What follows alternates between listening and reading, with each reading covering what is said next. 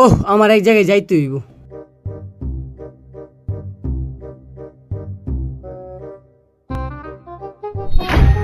এই যে ভাইয়া একটু দাঁড়ান ভাইয়া। কি ভাই কি কি? আচ্ছা ভাইয়া আপনি তো ওই দিকে যাইতেছিলেন তাই না? আমি তো নতুন আইছি ঢাকা শহরে, কিছু চিন্তাছি না। আমরা যদি একটু নিয়ে যাইতেন আপনার সাথে খুবই উপকার হইতো। অবশ্যই অবশ্যই নেব না ঠিক কেন, আছে ভাইয়া, অবশ্যই তো আসেন, চলেন। আপনার তো আমরা অতিথি টাকা। এই সুযোগে যে কোনো একটা ফিটিং দেওয়ারে ফাঁসায় দিয়ে আমার ভাগ্যে যেতে হইব। যাই দেই সামনে।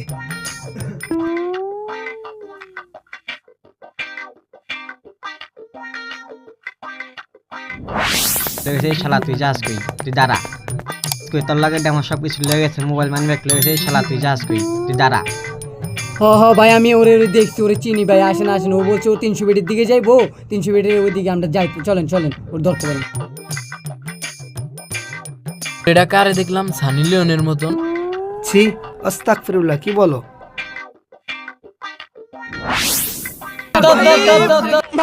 ও শালা এসে কার মুখ দেখে গেছে, ঘুমেতে উঠলাম।